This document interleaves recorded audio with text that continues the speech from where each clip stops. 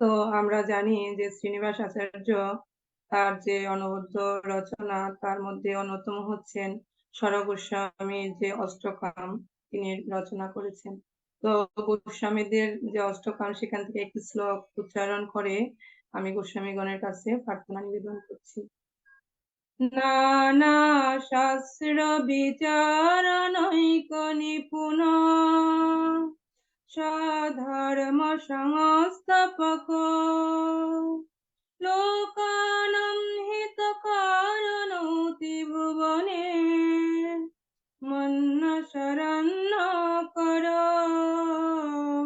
রাধা কৃষ্ণ পদারবিন্দ ভজনানন্দন মর্তালিক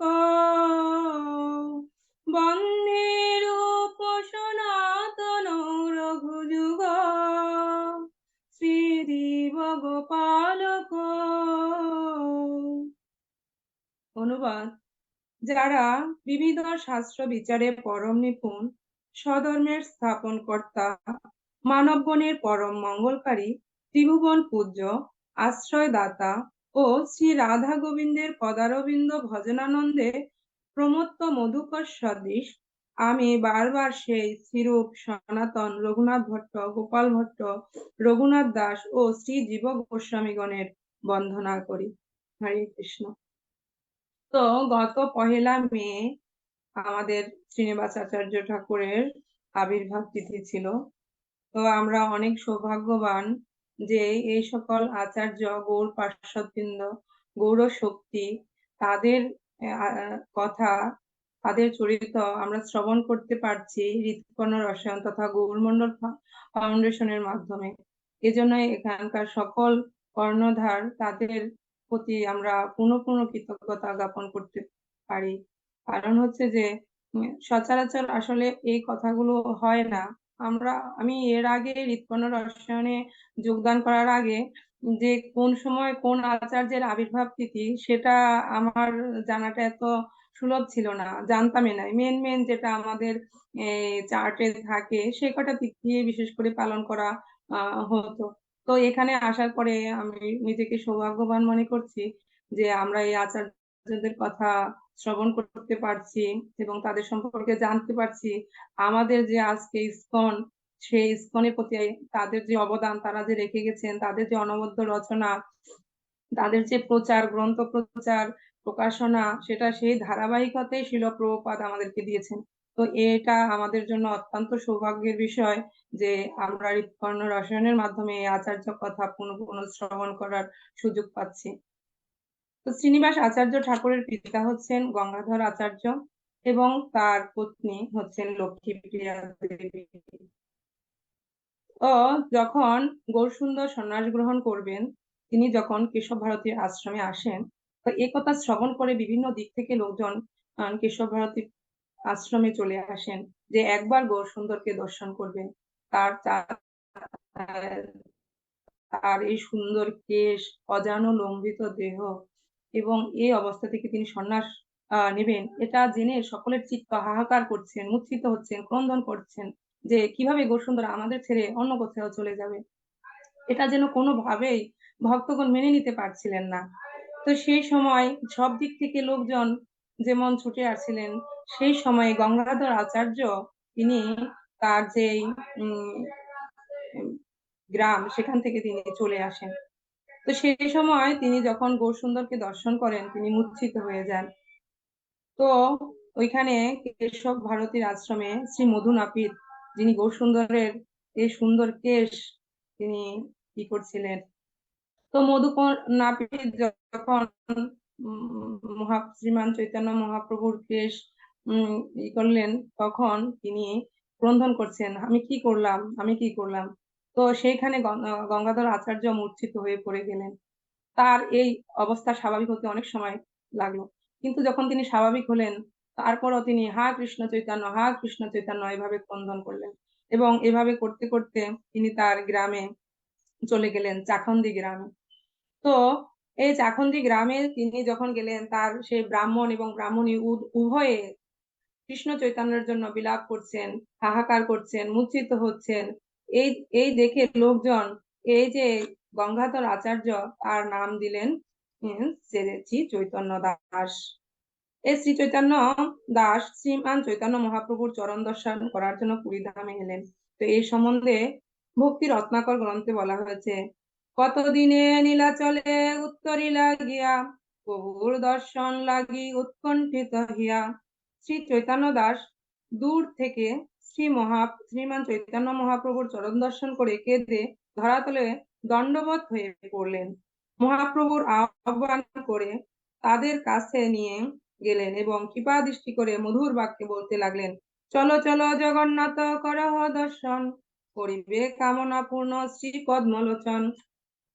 তখন চৈতন্য মহাপ্রভু তাদের দর্শন করে বললেন যে জগন্নাথের কাছে চলো, তোমাদের কামনা পূর্ণ করবে। তো শ্রীমান চৈতন্য মহাপ্রভু হচ্ছেন অন্তর্যামী, তিনি হচ্ছেন রাধা কৃষ্ণের মিলিত তনু। তিনি জানতেন যে এই যে গঙ্গাধর আচার্য বা চৈতন্য দাস এবং তার পত্নী লক্ষ্মী দেবী, তাদের কোনো সন্তান ছিল না। তো সেজন্য সেই সময় তাদেরকে বললেন যে তোমরা তোমাদের কি চাকুন্দি গ্রামে ফিরে যাও এবং সেখানে তোমরা একটি পুত্র সন্তান লাভ করবে এবং যার নাম হবে শ্রীনিবাস। তো এভাবে সেই কৃপা আশীর্বাদ লাভ করে ব্রাহ্মণ এবং ব্রাহ্মণী উভয়ে চাকন্দি গ্রামে চলে আসলেন। সেই সময়ে তাদের একজন পুত্র আসলো এবং তার নাম হলো শ্রীনিবাস। এই লক্ষ্মীপ্রিয়া দেবীর বাবা নাম ছিল বলরাম বিপ্র। তিনি পণ্ডিত এবং জ্যোতিষী ছিলেন। তিনি বুঝতে পারলেন যে লক্ষ্মীর গর্ভে যে মহাপুরুষ জন্মগ্রহণ করবেন তিনি এক মহাপুরুষ হবেন। তো এই সম্বন্ধে ভক্তি রত্নাকর গ্রন্থে বলা হয়েছে, বৈশাখী পূর্ণিমা দিবা রোহিণী মুহূর্ত, শুভক্ষণে লক্ষ্মীপ্রিয়া প্রসবিল পুত্র। লক্ষ্মীপ্রিয়া বৈশাখ মাসের পূর্ণিমা দিবসে রোহিণী নক্ষত্রে সর্ব শুভ লগ্নে এক অপূর্ব সন্তান প্রসব করলেন। পুত্রের অঙ্গকান্তি যেন স্বর্ণ চাপার ন্যায়, দীর্ঘ নাসা, আকর্ণ নেত্র, বিস্তৃত বক্ষস্থল, অজানুলম্বিত ভুজযুগল, মহাপুরুষের যাবতীয় লক্ষণ তাতে স্পষ্ট দেখা যেতে লাগলো। এবং তিনি এই পুত্রকে ছোটবেলা থেকে গৌড় কীর্তন করাতেন এবং এই পুত্রকে নিয়ে তারা বড়ই সুখী হলেন এবং পুত্রকে গৌড় কীর্তন শিখাতেন, গৌড় কীর্তন বলাতেন। চন্দ্রকলার ন্যায় পুত্র দিন দিন বাড়তে লাগলো। ক্রমে ক্রমে পুত্রের চূড়াকরণ যজ্ঞ উপবীত প্রভৃতি হলো। এরপর শ্রী ধনঞ্জয় আচার্য বিদ্যা বাচস্পতির নিকট ব্যাকরণ, কাব্য, অলঙ্কার, শাস্ত্র অধ্যয়ন করতে লাগলেন। বালক অল্প কালের মধ্যে শাস্ত্রে বিশেষ ভাবে পারদর্শী হয়ে উঠল। এইদিকে তিনি তার বয়স, শ্রীনিবাস আচার্য তার বয়স যখন 14 বছর, তখন তার পিতা শ্রী চৈতন্যদেব এই ধরাধাম ত্যাগ করলেন। পিতৃবিয়োগের পর লক্ষ্মীপ্রিয়া দেবী পুত্রের দিকে তাকিয়ে একমাত্র আশ্রয় ভেবে তিনি দিনপাত করলেন। তখন তো তারা সেই চাকুন্ডি গ্রাম থেকে জাজিক গ্রামে চলে যান। জাজিক গ্রামে যার মানে হচ্ছে যে লক্ষ্মীপ্রিয়া দেবীর পিতৃালয় হচ্ছে জাজিক গ্রাম। তো যেহেতু তার কোনো ভাই বা বোন ছিল না, তো তার পুত্রই হচ্ছে তার উত্তরাধিকারী। সেই সূত্রে তিনি জাজিক গ্রামে যান এবং কারণ সেখানকার সকল সম্পত্তির একমাত্র মালিক হন শ্রীনিবাস আচার্য ঠাকুর। তো এইভাবে তিনি জাজিক গ্রামে যান। তো মাতার অনুমতি নিয়ে তখন তিনি পুরী ধামে গমন করেন। যখন তিনি পুরী ধামে গমন করেন, সেখানে গিয়ে তিনি গদাধর পণ্ডিতের গৃহে অবস্থান করেন। সেখানে শ্রীনিবাস, পরমানন্দ রায়, সার্বভৌম পণ্ডিত, বক্রেশ্বর পণ্ডিত, পরমানন্দ পুরী, শ্রী সিকি মাহতি, গোবিন্দ শঙ্কর, গোপীনাথ আচার্য প্রভৃতি গৌর পার্শ্বদের শ্রীচরণ দর্শন করেন। তো আমি যখন এটা পড়ছিলাম তখন এটা আমার উপলব্ধি হলো যে আমরা শ্রবণ করেছি, গৌর আমার যেসব স্থানে করিল ভ্রমণ রঙ্গে, সেসব স্থান হেরিব আমি প্রণয় ভকত সঙ্গে। তো গৌর সুন্দর যেদের সঙ্গ করেছেন তারা হচ্ছেন প্রণয় ভকত এবং তারা গৌর সুন্দরের কে অনুসরণ করেন। তো দেখি যে এই আচার্যগণ আমাদেরকে শিক্ষা দিচ্ছেন কিভাবে আমরা ধামে গেলে সেখানে প্রণয় ভকতের সঙ্গ করব এবং তাদের অনুসন্ধান করব। এভাবে তিনি যখন পুরী ধামে যান, গৌর পার্শ্বদের সন্ধান করেন এবং তাদের চরণ দর্শন করেন এবং তাদের কাছ থেকে গৌরের লীলা শ্রবণ করেন। তিনি তারপর গৌর দেশে আসেন, নবদ্বীপে আসেন। তিনি যখন নবদ্বীপে যাত্রা করছেন, মাঝে তিনি বার্তা পেয়েছেন যে ইতিমধ্যে নিত্যানন্দ ঠাকুর এবং অদ্বৈত ঠাকুর তারা স্বধামে প্রত্যাবর্তন করেছেন। তিনি পথে মূর্ছিত হয়ে গেলেন এবং রাত্রে তাদের স্বপ্নাদেশ করলেন যে, হে শ্রীনিবাস আচার্য, তুমি দুঃখ পেও না, তোমার জন্য বিশেষ সেবা রয়েছে। এইভাবে তিনি নবদ্বীপে আসলেন। যখন তিনি নবদ্বীপে আসলেন তখন সেখানে তিনি নরহরি সরকার, রঘুনাথ ঠাকুর এর শ্রীচরণ দর্শন করলেন, তাদের আশীর্বাদ নিলেন। নবদ্বীপে আসার পরে যখন মায়াপুরে গেলেন তখন সেখানে তিনি বিষ্ণুপ্রিয়া দেবীর দর্শন করলেন। যদিও বিষ্ণুপ্রিয়া দেবী তখন কাউকে দর্শন দিচ্ছিলেন না, কিন্তু বংশীবদন ঠাকুর বিষ্ণুপ্রিয়া দেবীর সাথে কথা বললেন এবং শ্রীনিবাস আচার্যের কথা বললেন। তখন অনুমতি দিলেন লক্ষ্মীপ্রিয়া দেবী যেন শ্রীনিবাস আচার্য ঠাকুর তার কাছে আসতে পারে এবং তাকে প্রসাদ গ্রহণ করলেন। বিষ্ণুপ্রিয়া দেবী তখন হরিনাম জপ করতেন, একবার গৌরাঙ্গ নাম জপ করতেন এবং একটি চাল রাখতেন। এভাবে যতটুকু দিন শেষে যতটুকু চাল হতো সেটুকু তিনি রান্না করে গৌরসুন্দরকে ভোগ দিয়ে সেটা তিনি খেতেন। তারপরে তিনি শান্তিপুরে যান, সীতামাতার সাথে দর্শন করেন এবং এই যাত্রা শেষে তিনি বৃন্দাবন অভিমুখে যাত্রা করলেন। যখন তিনি বৃন্দাবন অভিমুখে যাত্রা করলেন তখন তার সাথে তিনি পথে গয়াধামে যান, যেখানে বিষ্ণু পাদপদ্ম দর্শন করলেন, যেখানে রূপ গোস্বামী সনাতন গোস্বামী পাদকে বিশেষ শিক্ষা দিয়েছিলেন। তিনি সেই দশমের ঘাট দর্শন করলেন। এরপরে তিনি যখন বৃন্দাবনে যান, ইতিমধ্যেই খেতুরি ধাম থেকে নরোত্তম দাস ঠাকুর এবং মেদিনীপুর থেকে শ্যামানন্দ প্রভু বৃন্দাবনে যান। এই তিনজন প্রভু যখন একত্রিত হন, বৃন্দাবনে যান, তখন জীব গোস্বামী পাদের কাছে উপস্থিত হন। জীব গোস্বামী পাদ এই তিনজনকে একত্র করে গীতা, ভাগবত এবং এই গোস্বামীগণের গ্রন্থ সম্বন্ধে বিশেষ শিক্ষা প্রদান করেন। এই সময় তারা জীব গোস্বামী পাদের কাছ থেকে বিশেষভাবে শাস্ত্র গ্রন্থ অধ্যয়ন করেছিলেন। শ্যামানন্দ ঠাকুর বঙ্গদেশ থেকে ইতিমধ্যে শ্রী হৃদয় চৈতন্য গোস্বামীর কাছ থেকে দীক্ষা লাভ করেছিলেন এবং নরোত্তম দাস ঠাকুর লোকনাথ গোস্বামীর কাছ থেকে দীক্ষা নিয়েছিলেন। আর আমাদের শ্রীনিবাস আচার্য তিনি দীক্ষা নিয়েছিলেন গোপাল ভট্ট গোস্বামীর কাছ থেকে।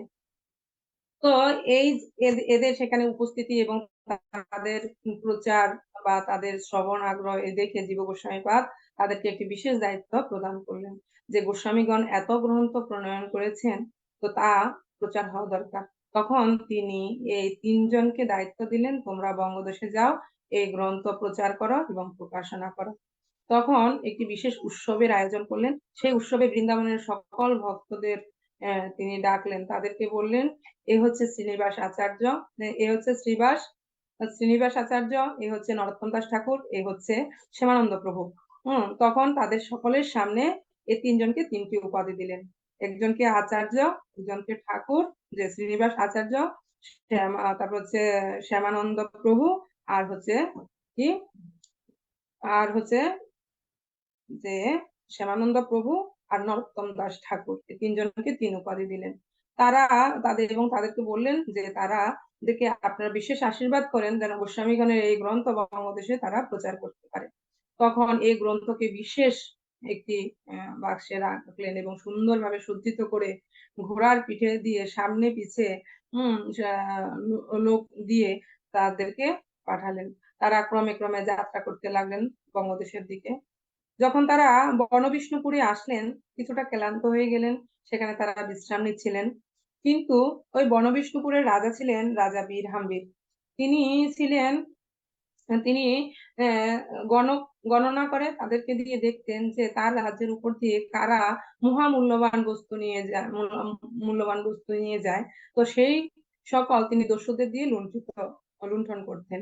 তো যখন তিনি গণনা করলেন, তার রাজসভায় দেখলেন যে তার রাজ্যে দিয়ে বিশেষ মূল্যবান বস্তু যাচ্ছে। তিনি দস্যুদের বললেন এবং যখন এই জন মহান বৈষ্ণব তারা বিশ্রাম নিচ্ছিলেন, রাত্রেই এই দস্যু দল সেখানে গিয়ে এই মহামূল্যবান গ্রন্থাবলী চুরি করে নিয়ে আসেন। যখন তারা চুরি করে নিয়ে আসেন, সকাল হতেই যখন তাদের বিশ্রাম ভাঙলো, দেখলো যে তাদের কাছে আর গ্রন্থগুলি নেই।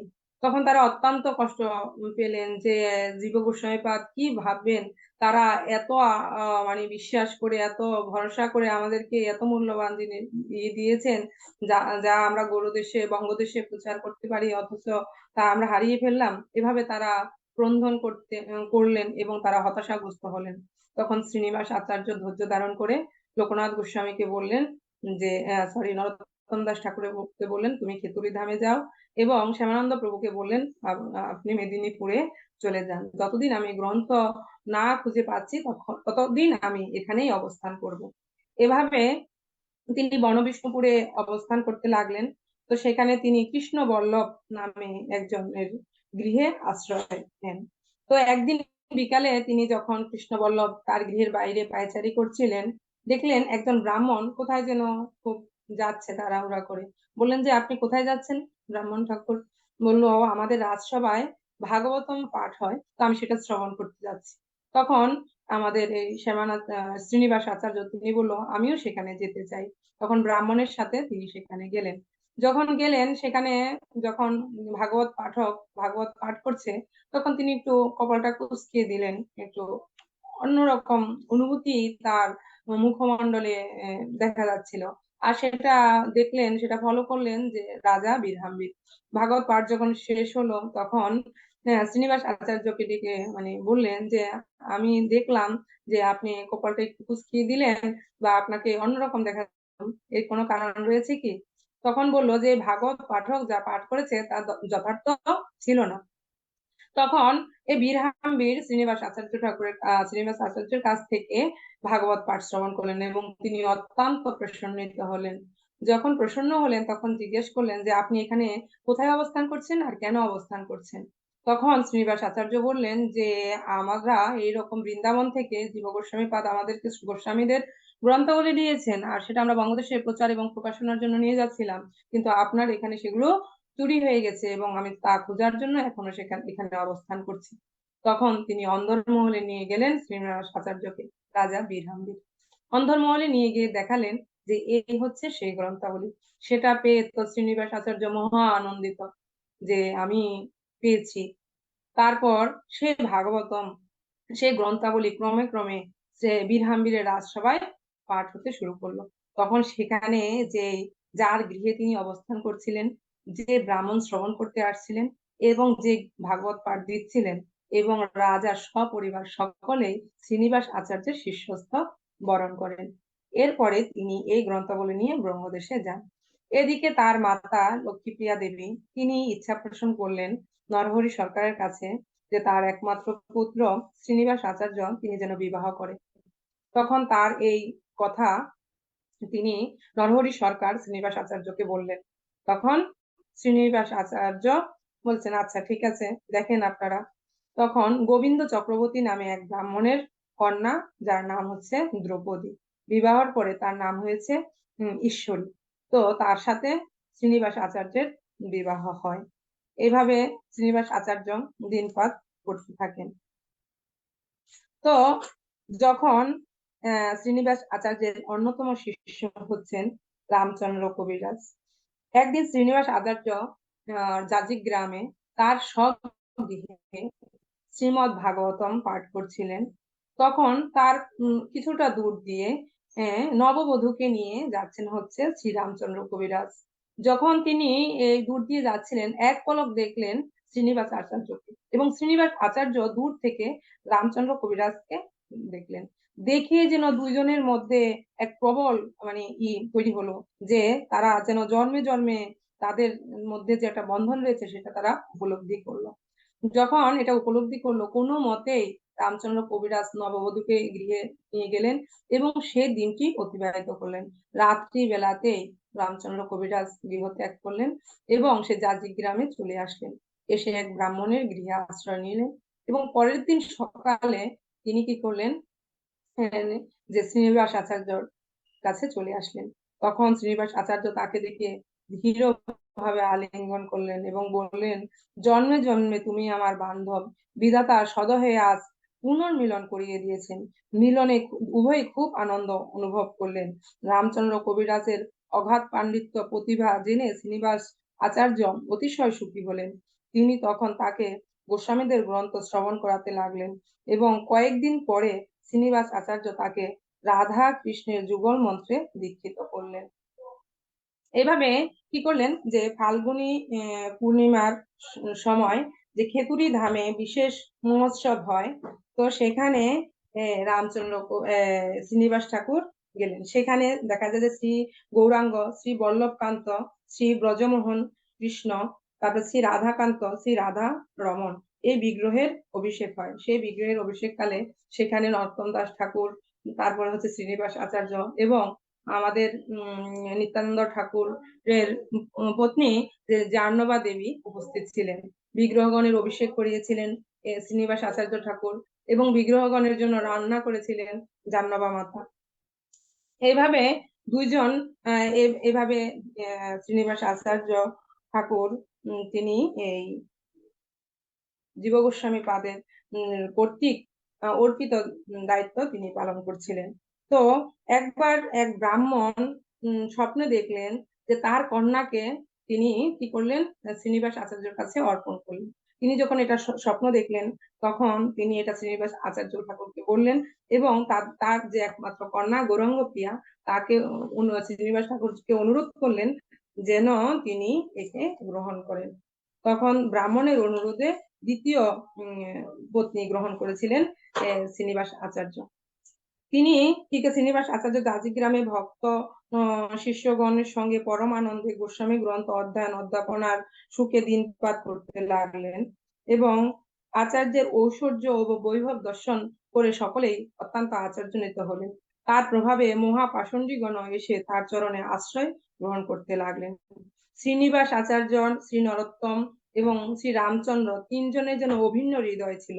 এজন্য নরোত্তম দাস ঠাকুর লিখেছেন, দয়া করো শ্রী আচার্য প্রভু